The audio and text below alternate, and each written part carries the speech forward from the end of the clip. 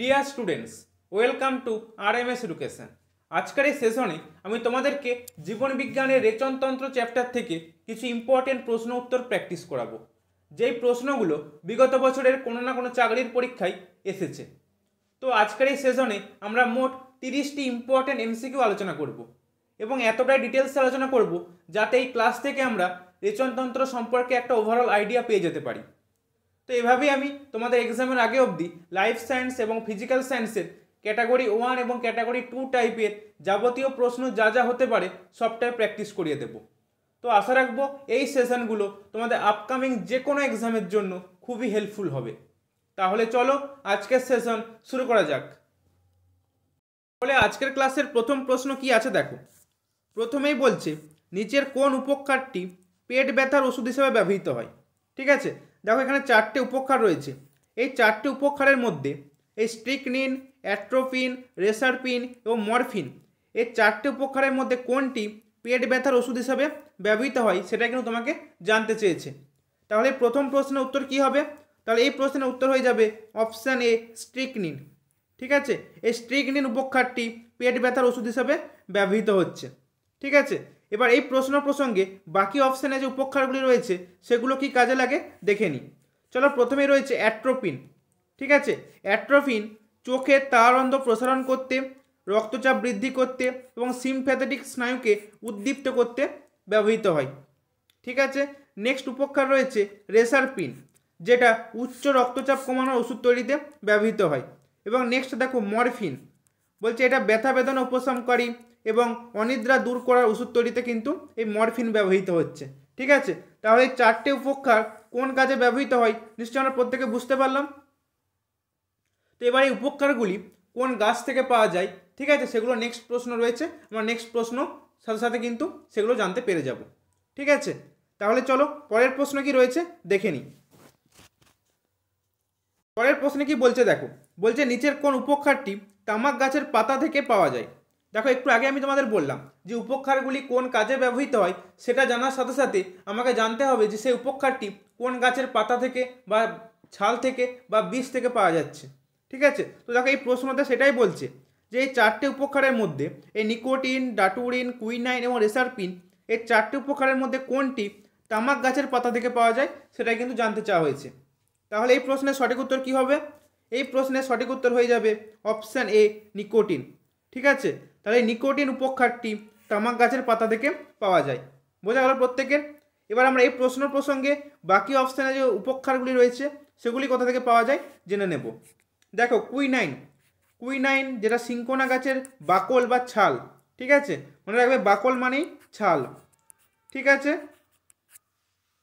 Reserpine, reserpine হচ্ছে সর্পগন্ধা গাছের মূল থেকে পাওয়া যায়। ডাটুরিন, ডাটুরিন পাওয়া যাচ্ছে দুতুরা গাছের পাতা ও ফল থেকে। ঠিক আছে, এবং নিকোটিন তো আমরা জানলামই যে এটা তামাক গাছের পাতা থেকে পাওয়া যাচ্ছে। ঠিক আছে, তাহলে কি বললাম, কুইনাইন পাওয়া যাচ্ছে সিঙ্কোনা গাছের বাকল বা ছাল থেকে, রেসারপিন পাওয়া যাচ্ছে সর্পগন্ধা গাছের মূল থেকে, ডাটুরিন পাওয়া যাচ্ছে ধুতুরা গাছের পাতা ও ফল থেকে এবং নিকোটিন পাওয়া যাচ্ছে তামাক গাছের পাতা থেকে।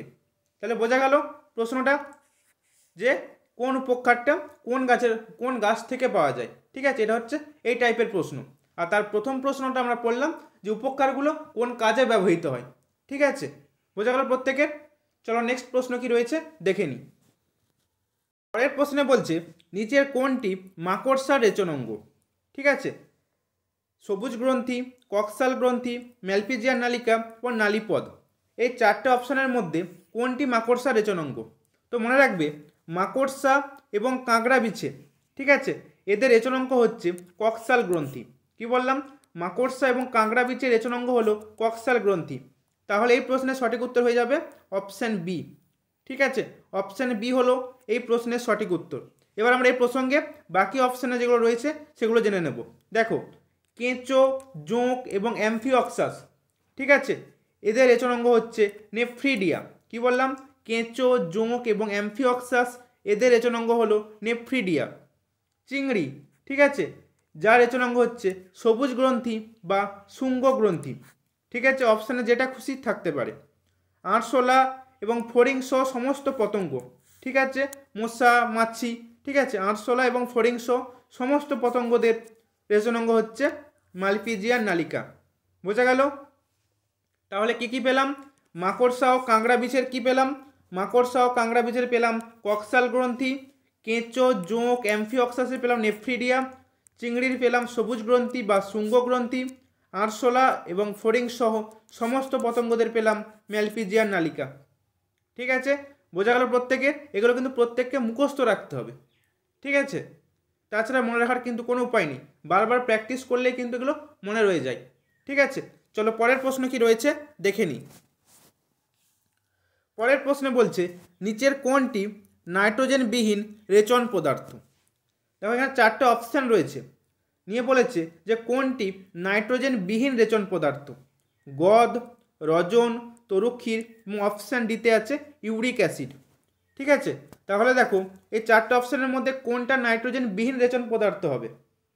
তারপর তার আগে তোমাদের একটু আমি এই রেচন সম্পর্কে একটু বলে নিই। দেখো সজীব কোষের বিভিন্ন বিপাকক্রিয়া যেসব পদার্থ অপ্রয়োজনীয় এবং ক্ষতিকর উৎপন্ন হয় সেগুলোই কিন্তু এই রেচন নামক এই প্রক্রিয়ার মাধ্যমে কিন্তু দেহ থেকে অপসারিত হচ্ছে।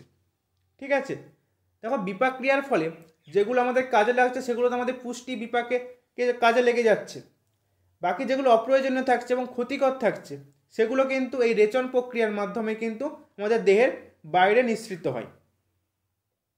তাহলে এই যে রেচন পদার্থগুলো, ঠিক আছে, সেটা প্রাণীদের রয়েছে আলাদা, উদ্ভিদের রয়েছে আলাদা। ঠিক আছে, কিছু নাইট্রোজেন যুক্ত হয় এবং কিছু নাইট্রোজেন বিহীন হয়। ঠিক আছে, তো আমাদের এই প্রশ্নে বলেছে সেই নাইট্রোজেন বিহীন রেচন পদার্থ কোনগুলো এই 4টে অপশানের মধ্যে। ঠিক আছে, দেখো নাইট্রোজেন বিহীন রেচন পদার্থ দেখো আমি তোমাদের রেখেছি, লিখে রেখে দেখো উদ্ভিদ কি কি হয়। উদ্ভিদের গদ, তরুক্ষীর, রজন, ট্যানিন এগুলো হচ্ছে নাইট্রোজেন বিহীন রেচন পদার্থ। এবং প্রাণীদের কি কি হয়? Ketone body, carbon dioxide. ঠিক আছে, এগুলো হচ্ছে প্রাণীদের হয়। আর নাইট্রোজেন যুক্ত কি কি হয়? মনে রাখবে সমস্ত উপক্ষারগুলোই, ঠিক আছে, সেগুলো কিন্তু নাইট্রোজেন যুক্ত। যে কোনো উপকারী কিন্তু উদ্ভিদের নাইট্রোজেন যুক্ত রেচন পদার্থ, যেমন কুইনাইন, নিকোটিন, ডাটুরিন, রেসারপিন ইত্যাদি ইত্যাদি। ঠিক আছে, এবং মনে রাখবে উদ্ভিদের নাইট্রোজেন যে বিভিন্ন ধাতব কেলাসগুলো রয়েছে, যে সিস্টোলিথ, র্যাফাইড, এই ধাতব কেলাসগুলো কিন্তু নাইট্রোজেন যুক্ত। এখানে তোমরা আরেকটা অ্যাড করে নিতে পারো যে বিভিন্ন যেসব ধাতব কেলাসগুলো রয়েছে, ঠিক আছে, এগুলো কিন্তু যে উদ্বায়ী তেল যেগুলো রয়েছে এগুলো কিন্তু তোমার এই উদ্ভিদের নাইট্রোজেন যুক্ত রেচন পদার্থ। ঠিক আছে, আর প্রাণীদের কী কী দেখা যায়? Urea, ammonia, uric acid, creatinine, bilirubin, biliverdin. ঠিক আছে, এগুলো হচ্ছে প্রাণীদেহের নাইট্রোজেন যুক্ত রেচন পদার্থ। ঠিক আছে, তাহলে ব্যাপারটা বুঝতে পারলে প্রত্যেকে। দেখো আমি তোমাদের আরেকবার বলছি যে রেচন প্রক্রিয়াটা হলো যে সজীব কোষের বিপাকক্রিয়ার পরে, বিপাকক্রিয়াতে যেগুলো কাজে লাগবে সেগুলো তো লেগে গেল কাজে। এবার যেগুলো অপ্রয়োজনীয়, আমরা তো খাদ্যের মাধ্যমে সব কিছু গ্রহণ করছি, সবটাই তো আমাদের পুষ্টিতে বিপাকে কাজে লাগছে না। যেটুকু কাজে লাগছে সেটুকু কাজে লাগছে, যেগুলো কাজে লাগছে না, যেগুলো অপ্রয়োজনীয় এবং ক্ষতিকর তার সাথে, সেগুলো কি হচ্ছে এই রেচনের মাধ্যমে কিন্তু দেহের বাইরে বেরিয়ে আসছে। এবারে রেচন পদার্থ নাইট্রোজেন যুক্ত হয় এবং নাইট্রোজেন বিহীন হয়। এবার নাইট্রোজেন যুক্ত রেচন পদার্থ সেটা উদ্ভিদের আলাদা আলাদা হয়, প্রাণীদের আলাদা আলাদা হয়। তোমরা এখানে উদাহরণ দেখতেই পেলে যে উদ্ভিদের নাইট্রোজেন যুক্ত রেচন পদার্থ বিভিন্ন উপক্ষারগুলি এবং প্রাণীদের ইউরিয়া, অ্যামোনিয়া, ইউরিক অ্যাসিড এগুলো। ঠিক আছে, আর দেখো আর নাইট্রোজেন বিহীন হয়, নাইট্রোজেন যুক্ত হয় এবং নাইট্রোজেন বিহীন হয়। এবার নাইট্রোজেন বিহীন আবার দেখো উদ্ভিদে আলাদা রয়েছে, প্রাণীতে আলাদা রয়েছে। ঠিক আছে, তাহলে দেখো বুঝতে পারলে প্রত্যেকে। এবার আমাদের প্রশ্নে বলেছে এই 4টে অপশানের মধ্যে কোনটা নাইট্রোজেন বিহীন রেচন পদার্থ নয়। মানে আমাকে খুঁজতে হবে কোনটা নাইট্রোজেন যুক্ত রেচন পদার্থ। যা কেননা এখানে বলা রয়েছে নয়, তাই তো। দেখো এই নাবাচক প্রশ্নগুলো পরীক্ষায় কিন্তু খুব আসে, এই 9টা আমরা অনেক সময় কিন্তু দেখতে পাই না, তাই তো। তাহলে দেখো এই নাইট্রোজেন বিহীন রেচন পদার্থ নয় এই কথাটার মানেই হচ্ছে তোমাকে এই 4টে অপশানের মধ্যে কোনটা নাইট্রোজেন যুক্ত রেচন পদার্থ সেটা কিন্তু খুঁজে বের করতে হবে। তাহলে অপশান ডি হচ্ছে শুধুমাত্র নাইট্রোজেন যুক্ত রেচন পদার্থ। তাহলে এই প্রশ্নের সঠিক উত্তর কী হবে? Option D, uric acid. ঠিক আছে, প্রত্যেকে কিন্তু প্রতিটা প্রশ্ন কিন্তু নোট করে নিও খাতায়, সবাই খাতা পেন নিয়ে বসো।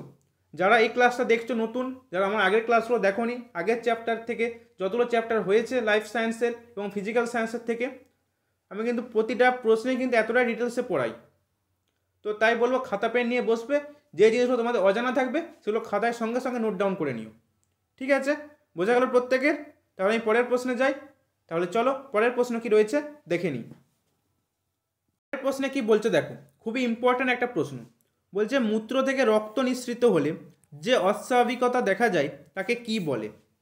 হিমাচুরিয়া, কিটোনুরিয়া, প্রোটিনিউরিয়া এবং অপশান ডিতে আছে আইডিয়া। দেখো এই প্রশ্নের সঠিক উত্তর কি হবে? দেখো মূত্রের মধ্যে যদি রক্ত উপস্থিত থাকে তাহলে নিশ্চয়ই সেটা স্বাভাবিক ব্যাপার নয়, এটা অস্বাভাবিক ব্যাপার, তাই তো? তাহলে যে অস্বাভাবিকতা তৈরি হয় সেটাকে বিজ্ঞানের ভাষায় মানে জীবন বিজ্ঞানের ভাষায় কি বলে সেটা কিন্তু জানতে চাওয়া হয়েছে। তো মনে রাখবে এই প্রশ্নের সঠিক উত্তর হয়ে যাবে অপশান এ, হিমাচুরিয়া। ঠিক আছে, মূত্রের মধ্যে তাহলে রক্তের উপস্থিত থাকলে সেই অস্বাভাবিকতাকে বলবো আমি হিমাচুরিয়া। দেখো এই হিমাচুরিয়া হিম, এই হিম কথাটা থেকে মনে রাখবে হিমোগ্লোবিন এবং সেখান থেকে মনে রাখবে রক্ত। ঠিক আছে, তাহলে এই লজিকটা যদি মনে রাখতে পারো তাহলে মূত্রে রক্তের উপস্থিত থাকলে কী অস্বাভাবিকতা দেখা যায় সেটা কিন্তু মনে রাখবে, মনে রয়ে যাবে ইজিলি। ঠিক আছে, যে হিমাচুরিয়া মানে হিম মানে রক্ত, তার মানে মূত্রে রক্তের উপস্থিত থাকবে। ঠিক আছে, বোঝা গেল? এবার আমরা দেখে নেব বাকি অপশানে যেগুলো রয়েছে সেগুলো কী ব্যাপার। দেখো গ্লুকোসুরিয়া, যদি মূত্রের মধ্যে গ্লুকোজের উপস্থিতি থাকে তাহলে সেই অবস্থাকে বলবো গ্লুকোসুরিয়া। ঠিক আছে, প্রোটিনিউরিয়া, দেখো মূত্রে প্রোটিনের অস্বাভাবিক উপস্থিতিকে বলবো আমি প্রোটিনিউরিয়া। ঠিক আছে, দেখো গ্লুকো মানে গ্লুকোজ, প্রোটি মানে প্রোটিন। ঠিক আছে, অ্যালবুমিনিউরিয়া মানে মূত্রে অ্যালবুমিনের উপস্থিতিকে বলবো আমি অ্যালবুমিনিউরিয়া। কিটোনুরিয়া, যদি মূত্রের মধ্যে কিটোন বলের উপস্থিতি থাকে তাহলে বলবো কিটোনুরিয়া। হিমাচুরিয়া তো বললাম। আর লাইপুরিয়া হচ্ছে যদি মূত্রে ফ্যাটের উপস্থিতি থাকে সে অবস্থাকে বলবো লাইপুরিয়া। ঠিক আছে, বোঝা গেল প্রত্যেকের? তাহলে চলো পরের প্রশ্ন কি রয়েছে দেখে নিই। পরের প্রশ্নে বলছে খুবই ইম্পর্ট্যান্ট একটা প্রশ্ন, মূত্রে কোন রঞ্জক উপস্থিত থাকার জন্য? ঠিক আছে, এই চারটে রঞ্জকের মধ্যে কোন রঞ্জকটা উপস্থিত থাকার জন্য মূত্রের রং হলুদ হয়? ঠিক আছে, অপশান এতে আছে ইউরোক্রম, অপশান বিতে আছে জ্যান্থিন, অপশান সিতে আছে বিলিরুবিন এবং অপশান ডিতে আছে ফাইকোএরিথ্রিন। তাহলে মনে রাখবে মূত্রের রং যে ফিকে হলুদ রঙের হয় সেটা কি থাকার জন্য? এই ইউরোক্রোম নামক রঞ্জক থাকার জন্য মূত্রের রং হলুদ হচ্ছে। ঠিক আছে, মূত্রে ইউরোবিলিন বা ইউরোক্রোম নামক রঞ্জক থাকার জন্য মূত্রের রং হলুদ হচ্ছে। ঠিক আছে, মনে থাকবে প্রত্যেকের? তাহলে চলো নেক্সট প্রশ্ন কি রয়েছে দেখে নিই। পরের প্রশ্নে কি বলছে দেখো, বলছে ডায়ালাইসিস প্রক্রিয়া। ঠিক আছে, এই ডায়ালাইসিস প্রক্রিয়া মানবদেহের নিচের কোন কাজের সাথে জড়িত? সংবহন, রেচন, জনন এবং শোষণ। ঠিক আছে, এই চারটে প্রক্রিয়ার মধ্যে নিচের কোন প্রক্রিয়ার সাথে এই ডায়ালাইসিস প্রক্রিয়াটা জড়িত সেটা কিন্তু তোমাকে জানতে চাওয়া হয়েছে। ঠিক আছে, তাহলে মনে রাখবে এই ডায়ালাইসিস প্রক্রিয়া হচ্ছে রেচন কাজের সাথে জড়িত। ঠিক আছে, রেচন প্রক্রিয়ার সাথে কিন্তু জড়িত এই ডায়ালাইসিস প্রক্রিয়া। দেখো মানবদেহের যে আমাদের বৃক্ক বা কিডনি রয়েছে এটা তো একটা অত্যাবশ্যকীয় অঙ্গ, কেননা এই রক্তকে পরিশ্রুত করছে এবং মূত্রের আকারে, ঠিক আছে, মূত্রের আকারে শরীর থেকে বর্জ্য পদার্থ এবং অতিরিক্ত ক্ষতিকর পদার্থগুলোকে দেহের বাইরে বের করে দিচ্ছে। এবার ডায়ালাইসিস হচ্ছে এমন একটি প্রক্রিয়া, ঠিক আছে, যখন আমাদের বৃক্ক এই কাজগুলো করতে অক্ষম হবে, ঠিক আছে, মানে আমাদের কিডনি যখন এই কাজগুলো করতে পারবে না তখন আমরা ডায়ালাইসিস প্রক্রিয়ার মাধ্যমে রক্ত থেকে এই বর্জ্য পদার্থগুলোকে কিন্তু আমরা বের করে দিচ্ছি। ঠিক আছে, তাহলে কি করছে? যে রেচন প্রক্রিয়ায় বৃক্কের যে ভূমিকা সেটাই কিন্তু সে অনুকরণ করছে। তাহলে এই ডায়ালাইসিস প্রক্রিয়া কিন্তু রেচন ক্রিয়াতে সাহায্য করছে। ঠিক আছে, বোঝা গেল প্রত্যেকের? এই নোটটা একটু পড়ে নিও। ঠিক আছে, চলো পরের প্রশ্ন কি রয়েছে দেখে নিই। বলছে হাইপার টেনশন। ঠিক আছে, বলছে হাইপার টেনশন কমাতে নিচের কোন উপকার ব্যবহৃত হয়? এই চারটি উপকারের মধ্যে কোনটি হাইপার টেনশন কমাতে ব্যবহৃত হয়? তো মনে রাখবে এই প্রশ্নের সঠিক উত্তর হয়ে যাবে অপশান সি, রেসারপিন। ঠিক আছে, রেসারপিন হাইপার টেনশন কমাতে ব্যবহৃত হয়। বোঝা গেল? বাকি অপশানগুলো যেগুলো রয়েছে সেগুলো একটু দেখে নিও। ঠিক আছে, একটু আগে আমি তোমাদের বলেছি। চলো পরের প্রশ্ন কি রয়েছে দেখে নিই। বলছে নিচের কোন উপক্ষারটি নাক্স ভূমিকা গাছের পাতা থেকে পাওয়া যায়? ঠিক আছে, থেইন, মরফিন, অ্যাট্রোপিন এবং অপশান ডিতে আছে স্ট্রিকনিন। তো মনে রাখবে নাক্স ভূমিকা বা কুঁচেলা গাছের বীজ থেকে পাচ্ছি কিন্তু আমরা পাতা এবং বীজ থেকে পাচ্ছি স্ট্রিকনিন। তাহলে অপশান ডি হবে কিন্তু এই প্রশ্নের সঠিক উত্তর। ঠিক আছে, বোঝা গেল। এবার আমরা জেনে নেব মরফিন। মরফিন কোথা থেকে পাওয়া যাচ্ছে? আফিম গাছের কাঁচা ফলের ত্বক থেকে। ঠিক আছে। ক্যাফিন, ক্যাফিন পাওয়া যাচ্ছে কফি গাছের বীজ থেকে। অ্যাট্রোপিন, অ্যাট্রোপিন পাওয়া যাচ্ছে বেলেডোনা গাছের মূল ও পাতা থেকে। এবং থেইন পাওয়া যাচ্ছে চা গাছের পাতা থেকে। ঠিক আছে, এখানে আমরা আরও কিছু এক্সট্রা উপকার কিন্তু পড়লাম, যেগুলো আগে কিন্তু পড়িনি। ঠিক আছে, তাহলে ক্যাফিন পেলাম কফি গাছের বীজ থেকে, মরফিন পেলাম আফিম গাছের কাঁচা ফলের ত্বক থেকে, স্ট্রিকনিন পেলাম নাক্স ভূমিকা বা কুঁচলা গাছের পাতা ও বীজ থেকে, থেইন পেলাম চা গাছের পাতা থেকে। ঠিক আছে, বোঝা গেল প্রত্যেকের? তাহলে চলো নেক্সট প্রশ্ন কি রয়েছে দেখে নিই। পরের প্রশ্নে বলছে নিচের কোন উপক্ষার চোখের তারা প্রসারিত করতে ব্যবহৃত হয়? ঠিক আছে, এই চারটে অপশানের মধ্যে কোনটি চোখের তারা প্রসারিত করতে ব্যবহৃত হয় দেখে নাও। ডাটুরিন, অ্যাট্রোপিন, ক্যাফিন এবং অপশান ডিতে আছে কুইনাইন। তাহলে মনে রাখবে এই অ্যাট্রোপিন এটা কিন্তু চোখের তারা প্রসারিত করতে কিন্তু ব্যবহৃত হয়। ঠিক আছে, তাহলে এই অ্যাট্রোপিন উপক্ষার চোখের তারা প্রসারণ করছে। ঠিক আছে, এবার আমরা জেনে নেব কুইনাইন কী কাজে লাগে। দেখো, কুইনাইন ম্যালেরিয়ার ওষুধ তৈরিতে ব্যবহৃত হয়। ডাটুরিন হাঁপানির ওষুধ তৈরিতে ব্যবহৃত হয়। নিকোটিন কী কাজে লাগে? মাদক দ্রব্য হিসাবে। থেইন দেখো শারীরিক ও মানসিক অবস্থা দূর করার জন্য স্নায়ু উদ্দীপক হিসাবে কাজ করে। ঠিক আছে, এবং ক্যাফিন যেটা কফি গাছের বীজ থেকে পাওয়া যাচ্ছে, এটা ব্যথা বেদনা উপশমকারী ওষুধ তৈরিতে ব্যবহৃত হচ্ছে। ঠিক আছে, বোঝা গেল প্রত্যেকের? কোনটা কী কাজে লাগে একবার দেখে নিও। চলো পরের প্রশ্ন কি রয়েছে দেখে নিই। বলছে ডায়াবেটিস মেলিটাস বা মধুমেহ, ঠিক আছে, এই রোগে মূত্রের সাথে কিসের উপস্থিতি লক্ষ্য করা যায়? ঠিক আছে, ডায়াবেটিস মেলিটাস বা মধুমেহ রোগে মূত্রের সাথে কিসের উপস্থিতি লক্ষ্য করা যায়? গ্লুকোজ, প্রোটিন, পুঁজ বা বিলিরুবিন। তো মনে রাখবে ডায়াবেটিস মেলিটাস রোগে মূত্রের সাথে এই গ্লুকোজের উপস্থিতি কিন্তু লক্ষ্য করা যায়। কি বললাম? গ্লুকোজের উপস্থিতি। ঠিক আছে, তাহলে অপশান এ হবে কিন্তু এই প্রশ্নের সঠিক উত্তর। ঠিক আছে, কি বললাম? অপশান এ হবে এই প্রশ্নের সঠিক উত্তর। দেখো, ডায়াবেটিস মেলিটাস বা মধুমেহ রোগে অগ্নাশয়ের বিটা কোষ থেকে, ঠিক আছে, ইনসুলিন ক্ষরণের পরিমাণটা কিন্তু কমে যায়। ঠিক আছে, এর ফলে কি হচ্ছে? ফলে রক্তে গ্লুকোজের পরিমাণটা বাড়তে থাকছে, তাই তো? ফলস্বরূপ কী হচ্ছে? রক্তে গ্লুকোজের যে পরিমাণটা সেটা 180 mgর কিন্তু বেশি হয়ে যাচ্ছে। তো এই মূত্রের মধ্যে গ্লুকোজের যে এই যে অতিরিক্ত পরিমাণ চলে আসছে, নির্গমন ঘটছে, এটাকেই বলা হচ্ছে কিন্তু গ্লুকোসুরিয়া। ঠিক আছে, তাহলে কি বললাম? যে ডায়াবেটিস মেলিটাস বা এর আরেকটা নাম কি বললাম? মধুমেহ। কি বললাম? মধুমেহ। ঠিক আছে, এই রোগে দেখো কি বলছে, অগ্নাশয়ের যে আইলেটস অফ ল্যাঙ্গারহ্যান্স, ঠিক আছে, তার বিটা কোষ থেকে কিন্তু মানে বিটা কোষটা ক্ষতিগ্রস্ত হচ্ছে। সে বিটা কোষ থেকে ইনসুলিন খরিত হয়। এবার যেহেতু বিটা কোষটা ক্ষতিগ্রস্ত হচ্ছে, তাহলে ইনসুলিন ক্ষরণটা কিন্তু কমে যাচ্ছে। এবার ইনসুলিন ক্ষরণ কমে গেলে কি হবে? মূত্রে মানে রক্তে গ্লুকোজের পরিমাণটা বাড়তে থাকছে। যখন রক্তে গ্লুকোজের পরিমাণ বাড়ছে তখন কি হচ্ছে? রক্তে গ্লুকোজের পরিমাণটা 180 mg হয়ে যাচ্ছে বা তারও বেশি হয়ে যাচ্ছে। তখন কিন্তু মূত্রের মাধ্যমে এই গ্লুকোজের নির্গমন ঘটছে, এটা অতিরিক্ত নির্গমন ঘটছে। তো এই অবস্থায় কি বলা হচ্ছে? কিন্তু গ্লুকোসুরিয়া। বোঝা গেল প্রত্যেকের? তাহলে বাকি যে অপশান যেগুলো রয়েছে, এই প্রোটিনিউরিয়া, কিটোনুরিয়া, হিমাচুরিয়া, এগুলো একটু একবার দেখে নিও। ঠিক আছে, চলো পরের প্রশ্ন কি রয়েছে দেখে নিই। বলছে ইউরিক অ্যাসিড যার প্রধান নাইট্রোজেন ঘটিত বর্জ্য পদার্থ সেটি কোনটি? ঠিক আছে, ইউরিক অ্যাসিড ব্যাঙ, পাখি, মাছ এবং মানুষ। দেখে নাও। তার আগে আমরা জেনে নেব যে ইউরিকোটেলিক প্রাণী কাদের বলে। ঠিক আছে, ইউরিকোটেলিক প্রাণী কাদের বলে? বলছে যেসব প্রাণীদের প্রধান নাইট্রোজেন ঘটিত রেচন পদার্থ হিসাবে ইউরিক অ্যাসিড উৎপন্ন হয়, ঠিক আছে, সেই সব রেচন পদ্ধতি সম্পর্ক প্রাণীদের বলা হচ্ছে ইউরিকোটেলিক প্রাণী। ঠিক আছে, আর এই যে রেচন পদ্ধতি এটাকে বলা হচ্ছে ইউরিকোটেলিজম। ঠিক আছে, তাহলে কি বললাম? যাদের রেচন পদার্থ হিসাবে ইউরিক অ্যাসিড উৎপন্ন হয় সেই সব প্রাণীদেরকে আমি বলবো ইউরিকোটেলিক প্রাণী। বোঝা গেল? এক্সাম্পল কি জানবো?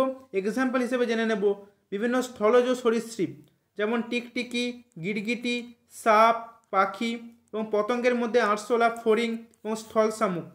এগুলো হচ্ছে ইউরিকোটেলিক প্রাণী, মানে এদের প্রধান নাইট্রোজেন ঘটিত রেচন পদার্থ হিসাবে ইউরিক অ্যাসিড উৎপন্ন হয়। ঠিক আছে, তাহলে এই প্রশ্নের সঠিক উত্তর কি হবে? অপশন বি, পাখি। ঠিক আছে, বোঝা গেল প্রত্যেকের? চলো পরের প্রশ্ন কি রয়েছে দেখে নিই। পরের প্রশ্নে বলছে ব্যাঙের বৃক্কের প্রকৃতি কি?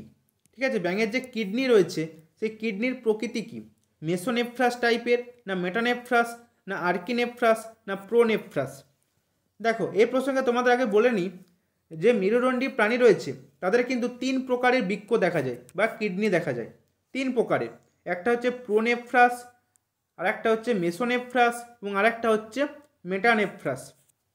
ঠিক আছে, তাহলে প্রোনেফ্রাস প্রকৃতির বৃক্ক কাদের দেখা যায়? মাছের লার্ভার দেহে। মেসোনেফ্রাস দেখা যাচ্ছে মাছ ও উভচর প্রাণীর দেহে, এবং মেটানেফ্রাস দেখা যাচ্ছে সরীসৃপ, পক্ষী ও স্তন্যপায়ী প্রাণীদের দেহে। তাহলে আমাকে প্রশ্নে বলেছে ব্যাঙের বৃক্কের টাইপ কি? তো ব্যাঙ হচ্ছে উভচর প্রাণী, তাই তো? তাহলে মেসোনেফ্রাস হবে। ঠিক আছে, অপশন এ হবে সঠিক উত্তর। নতুন ধরনের প্রশ্ন কিন্তু এটা, যে বৃক্কের 3 রকমের বৃক্ক কিন্তু এই মেরুদণ্ডী প্রাণীদের দেখা যায়। একটা বললাম কি? প্রোনেফ্রাস, একটা মেসোনেফ্রাস, আর একটা হচ্ছে মেটানেফ্রাস। তো প্রোনেফ্রাস মাছের লার্ভার দেহে হয়, মেসানেফ্রাস মাছ ও উভচর প্রাণীদের দেহে দেখা যায়, এবং মেটানেফ্রাস সরীসৃপ, পক্ষী ও স্তন্যপায়ী প্রাণীদের দেহে দেখা যায়। তাহলে ব্যাঙ যেহেতু উভচর প্রাণী, তাই আমার অপশান এ হবে এই প্রশ্নের সঠিক উত্তর। বোঝা গেল প্রত্যেকের? তাহলে চলো পরের প্রশ্ন কি রয়েছে দেখে নিই। পরের প্রশ্নে কি বলছে দেখো, বলছে নিচের কোনটি রেচন পদার্থ হিসেবে ইউরিক অ্যাসিড ত্যাগ করে? তাহলে একটু আগে আমরা পড়লাম কি, যে ইউরিকোটেলিক প্রাণী। তার মানে এই 4টে অপশানের মধ্যে কোনটা আমার ইউরিকোটেলিক প্রাণী সেটা কিন্তু খুঁজে বার করতে হবে। কি বললাম? ইউরিকোটেলিক।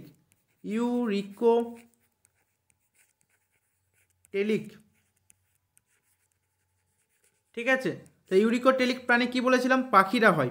তাহলে এখানে অপশানে দেখো চড়ুই, এটা কিন্তু পাখি। তো অপশান সি হবে কিন্তু এই প্রশ্নের সঠিক উত্তর। ঠিক আছে, এবার আমরা জেনে নেব আরও 2 টাইপের কিন্তু প্রাণী রয়েছে। একটা হচ্ছে ইউরিওটেলিক প্রাণী, আর একটা হচ্ছে অ্যামানোটেলিক প্রাণী। কি বললাম? একটা হচ্ছে ইউরিওটেলিক প্রাণী, আর একটা হচ্ছে অ্যামানোটেলিক প্রাণী। এবার দেখো ইউরিওটেলিক প্রাণী কোন প্রাণীদের বলবো?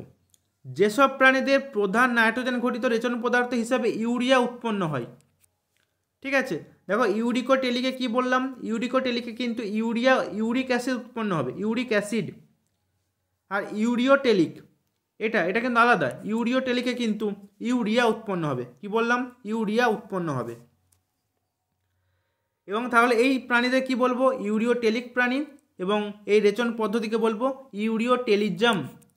এখানে কি পড়েছিলাম? ইউরিকোটেলিজম, এখানে পেলাম ইউরিওটেলিজম। ঠিক আছে, এবার আমরা এক্সাম্পলগুলো দেখে নেব কি কি। বিভিন্ন তরুণাস্থিযুক্ত মাছ যেমন হাঙ্গর, উভচর প্রাণী কুনো ব্যাং, সোনা ব্যাং এবং মানুষ সহ স্তন্যপায়ী প্রাণীদের কিন্তু এই ইউরিওটেলিক প্রাণী বলে। এছাড়া জলজ সরীসৃপ প্রাণী অ্যালিগেটর, কচ্ছপ এদের দেহেও কিন্তু রেচন পদার্থ হিসাবে ইউরিয়া উৎপন্ন হয়। ঠিক আছে, এবার আমরা জেনে নেব অ্যামানোটেলিক প্রাণী। যে সকল প্রাণীদের প্রধান নাইট্রোজেন ঘটিত রেচন পদার্থ হিসাবে অ্যামোনিয়া, এখন নামটার মধ্যেই রয়েছে। ঠিক আছে, অ্যামানোটেলিক মানে অ্যামোনিয়া উৎপন্ন হয়। ঠিক আছে, সেই সব প্রাণীদের বলা হচ্ছে অ্যামানোটেলিক প্রাণী, এবং সেই পদ্ধতিকে বলা হচ্ছে অ্যামানোটেলিজম। ঠিক আছে, এবার এক্সাম্পল কি দেখে নাও। এক্সাম্পল রয়েছে বিভিন্ন জলজ অমেরুদণ্ডী প্রাণী যেমন চিংড়ি, জোঁক, ঝিনুক, তারা মাছ এদের। এবং মেরুদণ্ডী প্রাণীদের মধ্যে রয়েছে কুমির, উভচর প্রাণীদের মধ্যে বিভিন্ন লার্ভা। ঠিক আছে, এগুলো হচ্ছে এই অ্যামানোটেলিক প্রাণী। মনে রাখবে যাদের রেচন পদার্থ হিসাবে অ্যামোনিয়া উৎপন্ন হয় সেগুলো কিন্তু খুবই ক্ষতিকর। ঠিক আছে, অ্যামোনিয়াটা খুবই ক্ষতিকর। তাহলে কী কী পেলাম? ইউরিকোটেলিক পেলাম, ইউরিওটেলিক পেলাম এবং অ্যামানোটেলিক পেলাম। ঠিক আছে, পরীক্ষায় যে কোনো একটা দিয়ে কিন্তু প্রশ্ন আসতে পারে। এক্সাম্পল হিসাবে বলে দিল যে নিচের কোনটি রেচন পদার্থ হিসাবে অ্যামোনিয়া ত্যাগ করে, দিয়ে 4টে অপশান দিয়ে দিল। ঠিক আছে, তোমাকে সঠিকটি খুঁজে বের করতে হবে। বোঝা গেল প্রত্যেকের? এগুলো কিন্তু নোট করে নিও, যারা জানো না তারা কিন্তু প্রত্যেক খাতায় নোট করে নিও। ঠিক আছে, বোঝা গেল প্রত্যেকের? তাহলে চলো পরের প্রশ্ন কি রয়েছে দেখে নিই। পরের প্রশ্নে বলছে নিচের কোন উদ্ভিজ্জ পদার্থটি চর্মশিল্পে ব্যবহৃত হয়। চর্মশিল্পে 4টে অপশানের মধ্যে দেখো রজন, মিউসিলেজ, তরুক্ষী, ট্যানিন, এই 4টের মধ্যে কোনটা চর্মশিল্পে ব্যবহৃত হয়? তো মনে রাখবে অপশান ডি, ট্যানিন ব্যবহৃত হয়। ঠিক আছে, ট্যানিন এটা হচ্ছে চা গাছ থেকে পাওয়া যাচ্ছে। ঠিক আছে, চা গাছের উপক্ষার ট্যানিন, যেটা এই চর্মশিল্পে কিন্তু ব্যবহৃত হয়। ঠিক আছে, চলো পরের প্রশ্ন কি রয়েছে দেখে নিই। খুবই ইম্পর্টেন্ট প্রশ্ন বলছে নিচের কোন গাছটি বাকল মোচন দ্বারা, ঠিক আছে, বাকল মোচন দ্বারা রেচন পদার্থ ত্যাগ করে, বাকল মোচনের মাধ্যমে। ঠিক আছে, দেখো উদ্ভিদের রেচন পদার্থ নিঃসরণ করার বিভিন্ন পদ্ধতি রয়েছে। কি কি তার মধ্যে দেখে নাও। বাকল মোচন, পত্র মোচন, পুষ্প মোচন, ফল মোচন, তরুক্ষীর নিঃসরণ, গদ, রজন। ঠিক আছে, বিভিন্ন রকম পদ্ধতি কিন্তু রয়েছে। বাষ্পমোচন, মনে রাখবে এই বাষ্পমোচনও কিন্তু এক প্রকার রেচন পদ্ধতি। ঠিক আছে, কি বললাম, খুব ইম্পর্টেন্ট প্রশ্ন কিন্তু। বাষ্পমোচনও কিন্তু এক প্রকার রেচন পদ্ধতি, এটা কিন্তু মনে রাখবে। ঠিক আছে, তাহলে দেখো বলছে 4টে অপশানের মধ্যে কোনটি বাকল মোচন দ্বারা রেচন পদার্থ ত্যাগ করে। ঠিক আছে, তাহলে আমরা এবার জেনে নেব কোন গাছ কোন পদ্ধতিতে তার রেচন পদার্থ ত্যাগ করে। দেখো, পত্রমোচনের মাধ্যমে করে শিমুল, শিরীষ, আমড়া এবং অশ্বত্থ গাছ।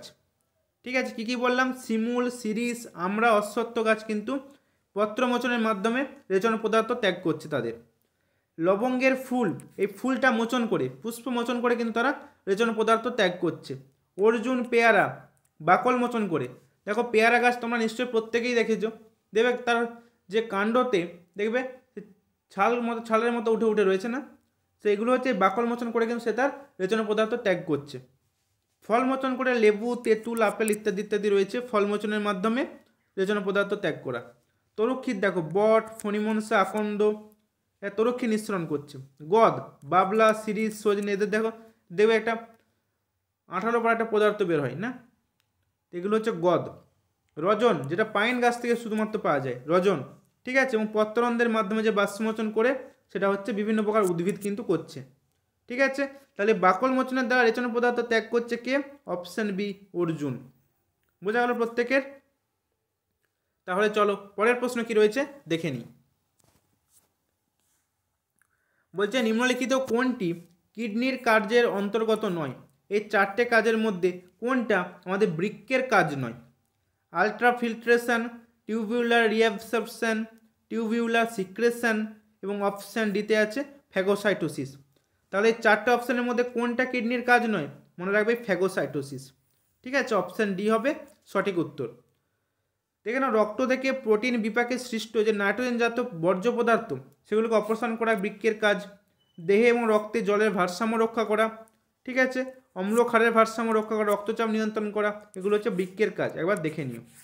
ঠিক আছে, চলো পরের প্রশ্ন কি রয়েছে দেখে নিই। পরের প্রশ্নে বলছে বৃক্কের পরিস্রাবক এককটি কোনটি? বৃক্কের পরিস্রাবক একক অ্যাকশন, নেফ্রন, নিউরন এবং পিত্ততন্তু। তো মনে রাখবে বৃক্কের পরিস্রাবন একক হলো অপশান বি, নেফ্রন। ঠিক আছে, এবং নেফ্রনকে কিন্তু বৃক্কের গঠনগত এবং কার্যগত একক বলা হচ্ছে। গঠনগত এবং কার্যগত একক সেটাকে নেফ্রন।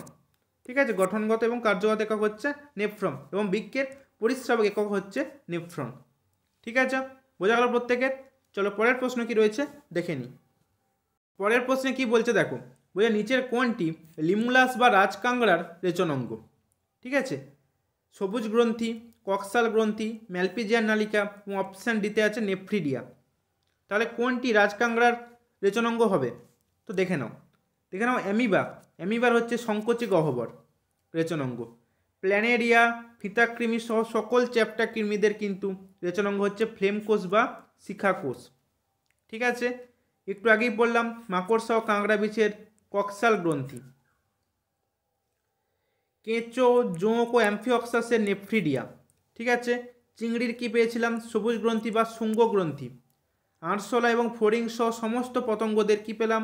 ম্যালপিজিয়ান নালিকা। শামুক এবং ঝিনুকের মনে রাখবে বোজেনাসের অঙ্গ। শামুক এবং ঝিনুকটা মনে রাখবে। ঠিক আছে, ঝিনুক।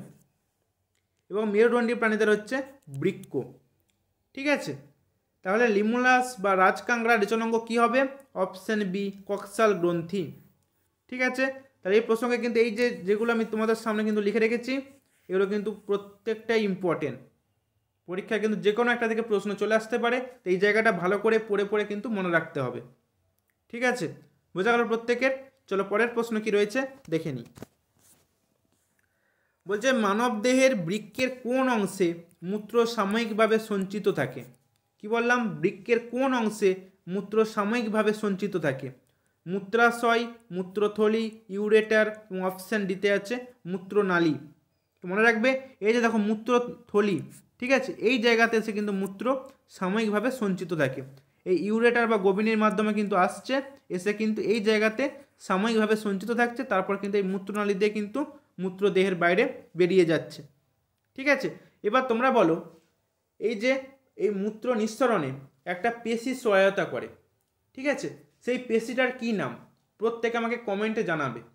ঠিক আছে, মূত্র নিঃসরণে যে পেশিটা সহায়তা করে সেই পেশিটার কি নাম?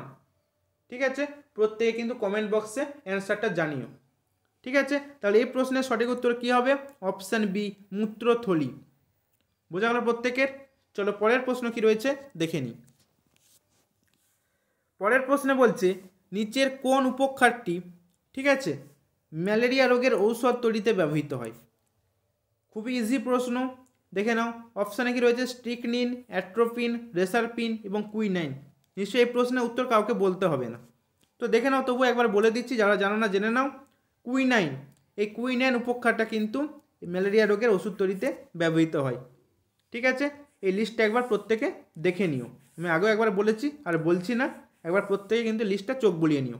যত বারবার চোখ বোলাবে তত কিন্তু ভালো মনে থাকবে, পরীক্ষাতে গিয়ে গুলিয়ে ফেলবে না। ঠিক আছে, চলো পরের প্রশ্ন কি রয়েছে দেখে নিই। বলছে মানব দেহের কোন অংশে, ঠিক আছে, ইউরিয়া উৎপন্ন হচ্ছে? ঠিক আছে, কোন অংশে ইউরিয়া উৎপন্ন হয় সেটা কিন্তু তোমাকে প্রশ্নে জানতে চেয়েছে। বৃক্ক, যকৃৎ, অগ্নাশয় এবং অপশান দিতে আছে মূত্রনালী। তো মনে রাখবে, এই বৃক্কে নয়, যকৃতে, ঠিক আছে, যকৃতেই অর্নিথিন চক্রের মাধ্যমে কিন্তু এই অ্যামোনিয়া থেকে ইউরিয়া উৎপন্ন হচ্ছে। ঠিক আছে, তাহলে মানবদের কোন অংশে ইউরিয়া উৎপন্ন হয়? যকৃতে। ঠিক আছে, এবং কোন চক্রর মাধ্যমে হয়? মনে রাখবে অর্নিথিন চক্র। ঠিক আছে, অ্যামোনিয়া থেকে ইউরিয়াটা উৎপন্ন হচ্ছে। বোঝা গেল প্রত্যেকের? চলো পরের প্রশ্ন কি রয়েছে দেখে নিই। পরের প্রশ্ন দেখো, বলছে আরশোলা, ফড়িং, মশা প্রভৃতি পতঙ্গের রেচনাঙ্গ কী? কক্সাল গ্রন্থি, নেফ্রিডিয়া, ফ্লেম কোষ এবং অপশান দিতে আছে ম্যালপিজিয়ান নালিকা। তো আমি একটু আগে কি বলেছিলাম, যে আরশোলা, ফড়িং সহ মানে বিভিন্ন যেসব পতঙ্গ রয়েছে প্রত্যেকের কিন্তু রেচনাঙ্গ ম্যালপিজিয়ান নালিকা। তাহলে অপশান ডি হবে কিন্তু এই প্রশ্নের সঠিক উত্তর। ঠিক আছে, এবং এই লিস্টটা কিন্তু প্রত্যেকে একবার চোখ বুলিয়ে নিও। আমি আগে একবার বলেছি আর বলছি না, একবার চোখ বুলিয়ে নিও। ঠিক আছে, চলো পরের প্রশ্ন কি রয়েছে দেখে নিই। বলছে সেরুমেন বা কানের খোল, ঠিক আছে, যেটাকে আমরা কানের খোল বলি, এটা কিন্তু সায়েন্টিফিক নেম হচ্ছে সেরুমেন। এটা এক প্রকারের কী বস্তু? বর্জ্য পদার্থ, রেচন পদার্থ, উপক্ষার না রজন? তো মনে রাখবে, এটা হলো এক প্রকারের রেচন পদার্থ। ঠিক আছে, অপশান বি হবে এই প্রশ্নের সঠিক উত্তর। দেখো, যে কর্ণকুহরের মধ্যে যে ত্বকেতে একটা বিশেষ গ্রন্থি থাকে, সেখান থেকে যে পদার্থ নিঃসৃত হয় সেটা ধুলোবালির সঙ্গে মিশে গিয়ে কিন্তু এক প্রকার বস্তু তৈরি করছে, সেটাকে কিন্তু আমরা সেরুমেন বা কানের খোল বলছি। ঠিক আছে, এটা হচ্ছে এক প্রকারের রেচন পদার্থ। ঠিক আছে, চলো পরের প্রশ্ন কি রয়েছে দেখে নিই। বলছে বৃক্ক মূত্র উৎপাদনে অক্ষম হলে, বৃক্কের তো কাজ মূত্র উৎপাদন করা, যদি সে মূত্র উৎপাদনে অক্ষম হয় তখন সেই অবস্থাকে কি বলবো? অ্যানুরিয়া, কিটোনিউরিয়া, হিমাচুরিয়া এবং অপশান ডিতে আছে লাইপুরিয়া। তো মনে রাখবে, বৃক্ক যখন মূত্র উৎপাদনে অক্ষম হবে তখন সেই অবস্থাকে বলবো অ্যানুরিয়া। ঠিক আছে, অপশান এ হবে এই প্রশ্নের সঠিক উত্তর। তাহলে কিটোনুরিয়া কি? মূত্রে যদি কিটোন বডির উপস্থিতি থাকে। হিমাচুরিয়া তো একটু আগেই বললাম, হিম থেকে মনে রাখবে রক্ত। ঠিক আছে, আর লাইপুরিয়া থেকে মনে রাখবে এটা ফ্যাটের উপস্থিতি। ঠিক আছে, চলো পরের প্রশ্ন কি রয়েছে দেখে নিই। তাহলে কি পেলাম এই প্রশ্নে, যে বৃক্ক যদি মূত্র উৎপাদনে অক্ষম হয় সে অবস্থাকে বলবো অ্যানুরিয়া। চলো পরের প্রশ্নে। বলছে পেঁপে গাছ থেকে প্রাপ্ত তরুক্ষীর পেপাইন, ঠিক আছে, পেঁপে গাছের থেকে যে তরুক্ষীরটা পাই সেটাকে বলা হচ্ছে পেপাইন। সেটা নিচের কোন কাজে ব্যবহৃত হয়? ঠিক আছে, ওষুধ তৈরিতে, চামড়া শিল্পে, তারপিন তেল তৈরিতে এবং অপশান ডিতে আছে রবার প্রস্তুতিতে। তো মনে রাখবে পেঁপে গাছ থেকে আমরা যে তরুক্ষীরটা পাচ্ছি পেপাইন, সেটা ওষুধ তৈরিতে কিন্তু ব্যবহৃত হচ্ছে। তো অপশান এ হবে এই প্রশ্নের সঠিক উত্তর। ঠিক আছে, এবার আমরা দেখে নেব যে পাইন গাছ থেকে আমরা যে রজন পাচ্ছি, ঠিক আছে, সেটা তারপিন তেল তৈরিতে সাহায্য করছে, রং ও বার্নিশ শিল্পে কিন্তু ব্যবহৃত হচ্ছে। ঠিক আছে, যে পাইন গাছ থেকে আমরা রজন পাই তো সেই রজনটা তারপিন তেল তৈরি করতে এবং রং এবং বার্নিশ শিল্পে কিন্তু ব্যবহৃত হয়। এবং দেখো চা পাতা থেকে যে আমরা ট্যানিন পাচ্ছি সেটা চামড়া শিল্পে ব্যবহৃত হচ্ছে, একটু আগেই পড়লাম। এবং পেরা রবার গাছের তরুক্ষীর থেকে রবার প্রস্তুতিতে ব্যবহৃত হচ্ছে। ঠিক আছে, কী কী পেলাম? পেঁপে গাছ থেকে যে পেপাইন পেলাম সেটা ওষুধ তৈরিতে ব্যবহৃত হচ্ছে, পাইন গাছ থেকে যে রজন পেলাম সেটা তারপিন তেল তৈরিতে ও রং ও বার্নিশ শিল্পে ব্যবহৃত হচ্ছে, চা গাছ থেকে যে প্রাপ্ত তরুক্ষীর যে ট্যানিনটা সেটা চামড়া শিল্পে ব্যবহৃত হচ্ছে, এবং পেরা রবার গাছের যে তরুক্ষীর সেটা আমার রবার প্রস্তুতিতে কিন্তু ব্যবহৃত হচ্ছে। ঠিক আছে, বোঝা গেল প্রত্যেকটা কাজ কী কী, কে কোনটা কাজে লাগে। চলো পরের প্রশ্ন কি বলছে দেখে নিই। বলছে কিডনি বা বৃক্ক, ঠিক আছে, কি সঞ্চিত হওয়ার ফলে কিডনি স্টোন বা কিডনিতে পাথর হয়? আমরা তো শুনেছি যে কিডনিতে পাথর হয়েছে, তো তাহলে বৃক্কে বা কিডনিতে কি সঞ্চিত হওয়ার জন্য এই পাথরটা তৈরি হয়? Potassium pentoxide, calcium oxalate, option সিতে রয়েছে সোডিয়াম ক্লোরাইড এবং অপশান ডিতে রয়েছে সোডিয়াম সাইট্রেট। তো মনে রাখবে এটা ক্যালসিয়াম অক্সালেট সঞ্চিত হওয়ার কারণে কিন্তু ঘটে। ঠিক আছে, এই ক্যালসিয়াম অক্সালেট যদি কিডনিতে বা বৃক্কে সঞ্চিত হয় তাহলে কিডনি স্টোন বা পাথর দেখা যায়। ঠিক আছে, বোঝা গেল প্রত্যেকের। চলো পরের প্রশ্নে। পরের প্রশ্নে কি বলছে দেখো, বলছে কৃত্রিম বৃক্ক কোন ধর্মের উপর কাজ করে?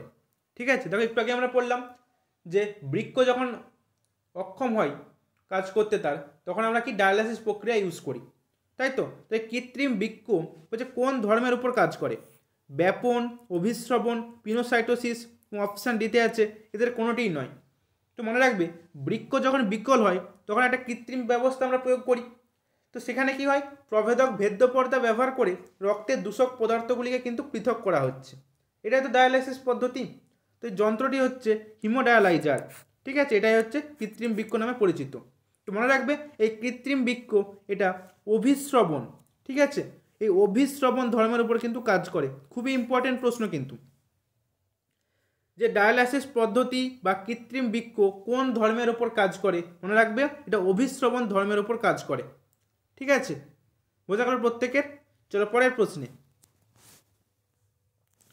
বলছে এডিএইচ হরমোন, ঠিক আছে, এডিএইচ হরমোন মানে অ্যান্টি ডাইউরেটিক হরমোন নেফ্রনের কোন অংশে কাজ করে? ঠিক আছে, ম্যালপিজিয়ান কণিকা, গ্লোমেরুলাস, নিকটবর্তী সংবর্তনালিকা এবং অপশান ডিতে আছে দূরবর্তী সংবর্তনালিকা। তো মনে রাখবে এডিএইচ হরমোন এই অ্যান্টি ডাইউরেটিক হরমোন, যার অপর নাম হচ্ছে ভেসোপ্রেসিন। ঠিক আছে, এই হরমোনটা কাজ করে কোথায়? নেফ্রনের দূরবর্ত সংবর্তনালিকায়। ঠিক আছে, নেফ্রনের দূরবর্ত সংবর্তনালিকায় কিন্তু কাজ করে। ঠিক আছে, তো এটা মনে রাখবে এটা পিটুটারি গ্রন্থির পশ্চাৎ খণ্ড থেকে উৎপন্ন হচ্ছে, মানে এটা পিটুটারি গ্রন্থি নিঃসৃত কিন্তু হরমোন। যখন আমি হরমোনের চ্যাপ্টার পড়াবো ভালো করে বুঝিয়ে দেব। ঠিক আছে, আপাতত এটুকু মনে রাখবে যে এডিএইচ বা অ্যান্টি ডাইউরেটিক হরমোন, যার অপর নাম ভেসোপ্রেসিন, সেটা পিটুটারি গ্রন্থির পশ্চাৎ খণ্ড থেকে উৎপন্ন হচ্ছে। ঠিক আছে, এবার এডিএইচ এর কাজগুলো কি কি সেটা কিন্তু এবার দেখে নিও। ঠিক আছে, নোটটা একবার চোখ বুলিয়ে নিও। আর এডিএইচ কাজ করছে কোথায়? দূরবর্ত সংবর্তনালিকায়। ঠিক আছে, আর কাজগুলো একবার চোখ বুলিয়ে নিও। চলো পরের প্রশ্ন কি রয়েছে দেখে নিই। বলছে নিচের কোনটি মূত্রের স্বাভাবিক উপাদান? ঠিক আছে, ইউরিয়া, অ্যামোনিয়া, ক্রিয়েটিনিন এবং অপশান ডিতে আছে এদের সবগুলি। তো এই চারটে অপশানের মধ্যে কোনটা মূত্রের স্বাভাবিক উপাদান? তো মনে রাখবে অপশান ডি হবে এই প্রশ্নের সঠিক উত্তর। ঠিক আছে, এই সবগুলোই কিন্তু মূত্রের স্বাভাবিক উপাদান।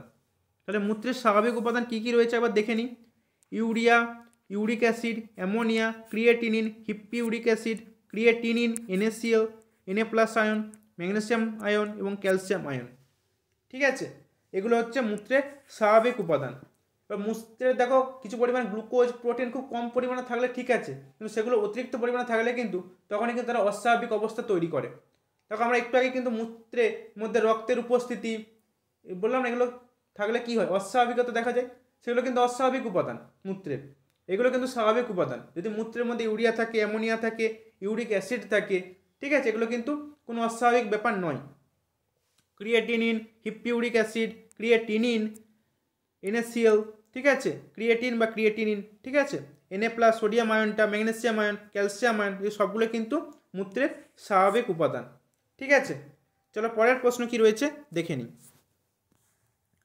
এটা হচ্ছে আজকের সেশনের শেষ প্রশ্ন, খুবই ইম্পর্টেন্ট প্রশ্ন। দেখো বলছে নিচের কোন ধাতব ক্যালাসটির জন্য ওল কচু খেলে গলা চুলকায়? আমরা তো দেখো ওল কচু খেলে গলা চুলকায় বাড়িতে শুনেছি, তো কোনটার উপস্থিতির জন্য, নিচের কোন ধাতব ক্যালাসটির উপস্থিতির জন্য এই ওল কচু খেলে গলা চুলকায়? দেখো বলছে ওল কিংবা কচুর কাণ্ডে বা মূলে বা পাতায় ক্যালসিয়াম অক্সালেট নামক কিন্তু একটা যৌগ থাকে। ঠিক আছে, যেই যৌগটাই কিন্তু র্যাফাইড নামে পরিচিত। ঠিক আছে, তাহলে অপশান সি হবে কিন্তু এই প্রশ্নের সঠিক উত্তর। ঠিক আছে, এই র্যাফাইড নামক ধাতব ক্যালাসটি থাকার জন্যই কিন্তু এই ওল কচু খেলে গলা চুলকায়। বা পরীক্ষায় প্রশ্ন আসতে পারে র্যাফাইড না দিয়ে ক্যালসিয়াম অক্সালেট, তখনও কিন্তু এই ক্যালসিয়াম অক্সালেটটা কিন্তু সঠিক উত্তর হবে। ঠিক আছে, এটা এই নামটাও কিন্তু মনে রাখবে, এই যৌগটা পরীক্ষায় কিন্তু এটা দিয়েও প্রশ্ন আসে। তো এই র্যাফাইডের গড়নটা সূচালো প্রকৃতির হয়, তারকা হয় বা গোলাকার হয়, এটা অতটা ইম্পর্টেন্ট নয়। তো মনে রাখবে যদি ওল কচু খেলে গলা চুলকায়, তাহলে পরীক্ষায় যদি প্রশ্ন আসে তাহলে কি খেলে এই গলা চুলকানোটা কমানো যাবে, তো মনে রাখবে তেঁতুল বা লেবু খেলে কিন্তু এই র্যাফাইডের ক্যালাসগুলি অ্যাসিডের সংস্পর্শে কিন্তু গলে যায়। যে কোনো অ্যাসিড, টার্টারিক অ্যাসিড, ঠিক আছে, বা সাইট্রিক অ্যাসিড, যা হোক কিন্তু প্রবেশ করলে কিন্তু ওই গলা চুলকানিটা কিন্তু কমে যাবে। ঠিক আছে, তাই তেঁতুল বা লেবু যদি খাওয়া হয় তাহলে কিন্তু ওই গলা চুলকানিটা কিন্তু অনেকটা কমে যায়। ঠিক আছে, বোঝা গেল প্রত্যেকের? তাহলে র্যাফাইড নামক ধাতব ক্যালাসটির জন্যই কিন্তু ওল কচু খেলে গলা চুলকায়, বা ক্যালসিয়াম অক্সালেট নামক যৌগের জন্য। ঠিক আছে, পরীক্ষার যে কোনো একটা কিন্তু অপশানে থাকতে পারে। ঠিক আছে, বোঝা গেল প্রত্যেকের? ডিয়ার স্টুডেন্টস, এই ছিল আজকের সেশন। আর সবশেষে তোমাদের একটা কথা জানিয়ে রাখতে চাই, তোমাদের এএনএম জিএনএম এন্ট্রান্স এক্সাম 2024কে লক্ষ্য করে আমাদের সেকেন্ড পেড ব্যাচের ক্লাস অলরেডি শুরু হয়ে গিয়েছে। ঠিক আছে, তাই যারা মনে করছো একটা গাইড দরকার তোমাদের, আমি সবাইকে বলবো না, আমি সেলফ স্টাডি করতে আমি নিজেও পছন্দ করি এবং তোমাদেরকেও বলি। তো যারা সেলফ স্টাডি করছো তারা করতে থাকো, যাদের মনে হচ্ছে একটা গাইড দরকার তারা আমাদের কাছে এনরোল করতে পারো। আমাদের ব্যাচটির টোটাল কোর্স ফি হচ্ছে 1499 টাকা। কি বললাম? মাত্র 1499 টাকা হচ্ছে টোটাল কোর্স ফি। কোনো রকম এক্সট্রা ফিস কিন্তু নেওয়া হয় না। এই 1499 টাকার মধ্যে তুমি কিন্তু সমস্ত কিছু পেয়ে যাবে। কি কি পাবে? প্রতিদিন প্রতিটা সাবজেক্টের chapter wise live class, chapter wise mock test পাবে, এবং ফুল যে মক টেস্ট 115 নম্বরের সেই মক টেস্ট কিন্তু আমাদের কাছে 20টা পেয়ে যাবে। ঠিক আছে, পরীক্ষার আগে প্র্যাকটিস করার জন্য কিন্তু যথেষ্ট। ঠিক আছে, আর কোনো রকম কিন্তু এক্সট্রা ফিস কিন্তু আমাদের নেওয়া হয় না। যারা অ্যাডমিশন নেবে বলে ভাবছো এই নাম্বারে কল করতে পারো। ঠিক আছে, আমি নাম্বারটা তোমাদের একবার লিখে দিচ্ছি। ঠিক আছে, এছাড়া এই ভিডিওর ডেসক্রিপশানে আমাদের গ্রুপের লিঙ্ক দেওয়া থাকবে। ঠিক আছে, যারা ডিটেলসে জানতে ইচ্ছুক, দেখো আমাদের কাছ থেকে আগের বছর প্রচুর স্টুডেন্ট কিন্তু সরকারি কলেজে চান্স পেয়েছে। তাই সেই সরকারি কলেজের চান্স যদি তুমিও পেতে চাও আমাদের কাছে নিতে পারো গাইড। আমাদের গাইড কিন্তু তোমাদেরকে এগিয়ে যেতে অনেকটাই সাহায্য করবে, এটুকু আমরা বিশ্বাস করি। ঠিক আছে, এবং আমাদের স্টুডেন্টরাও কিন্তু বিগত বছরে বিশ্বাস করেছে, তার ফল তারা পেয়েছে। তোমরাও বিশ্বাস আমাদের করতে পারো, আশা করি তোমাদের কাজে লাগবে।